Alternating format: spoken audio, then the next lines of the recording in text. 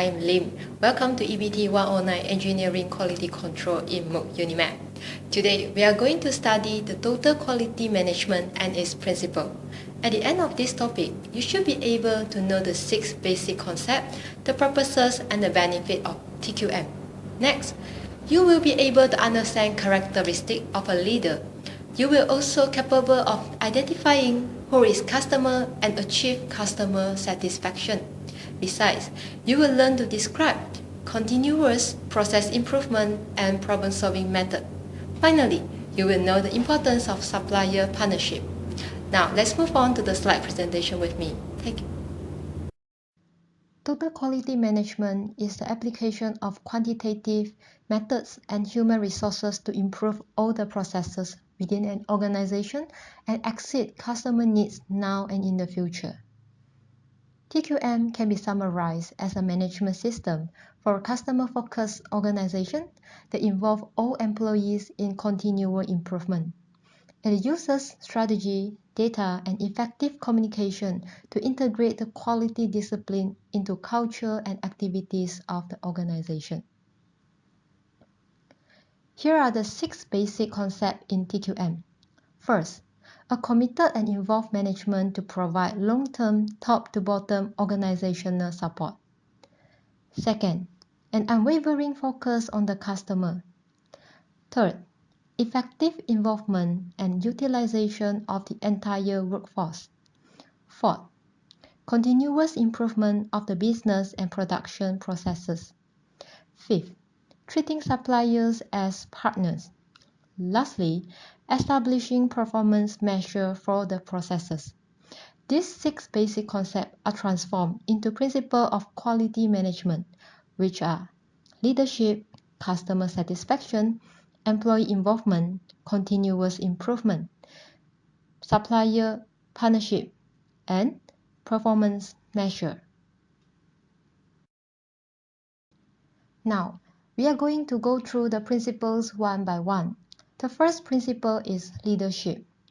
To achieve never-ending quality improvement, the management must be actively involved in the implementation of quality improvement activity. Leadership system refers to how decisions are made, communicated, and carried out at all levels. Although leadership is difficult to define, successful quality leaders tend to have certain characteristics, such as give priority attention to external and internal customers and their needs. Leaders continually evaluate the customer's changing requirements. They also empower rather than control their subordinate. Leaders must have trust and confidence in the performance of their subordinate. They provide resources and training to train their subordinates. Leaders also emphasize improvement rather than maintenance. They also emphasize prevention. Not only that, they encourage collaboration rather than competition among the subordinates. Generally, a good leader will train and coach rather than direct and supervise the workers. They also learn from problems and always improve communication. Leaders have to demonstrate their commitment to quality. They let the quality statement be their decision-making guide. Also, leaders have to choose supplier based on the basic of quality and not price. They establish organizational system to support the quality effort and encourage and recognize the team effort. They encourage, provide recognition and reward to their subordinate.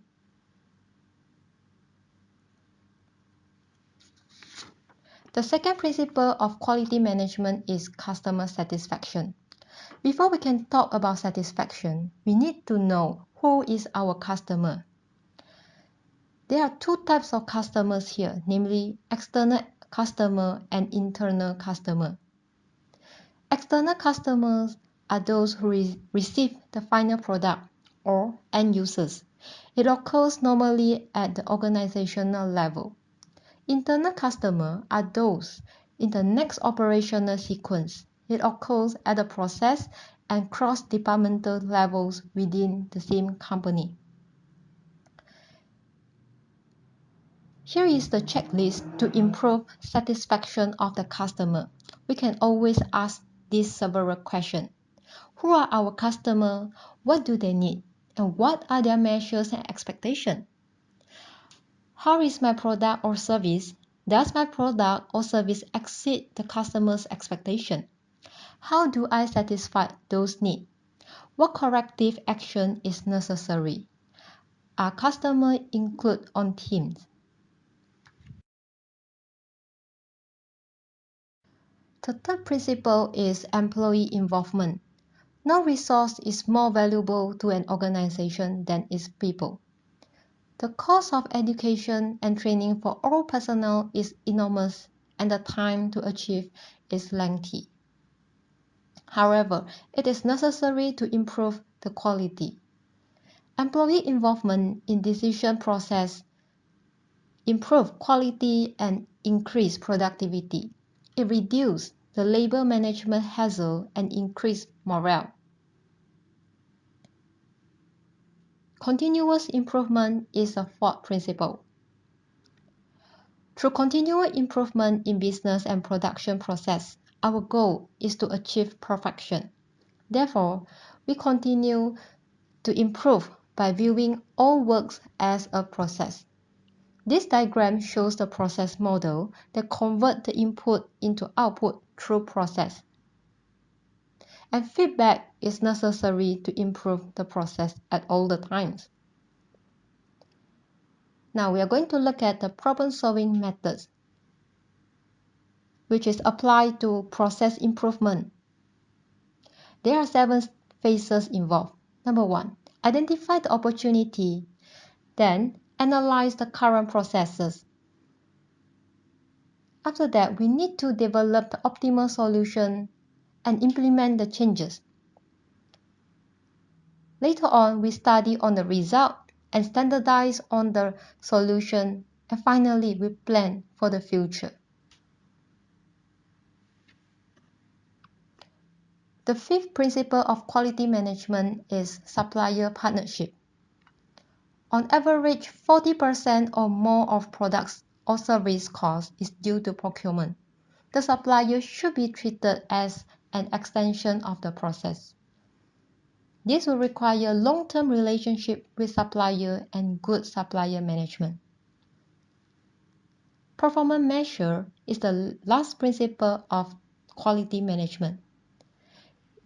In the cycle of never-ending improvement, performance measurement plays an important role in identifying and tracking progress against organizational goals, identifying opportunity for improvement, and also comparing performance against both internal and external standards.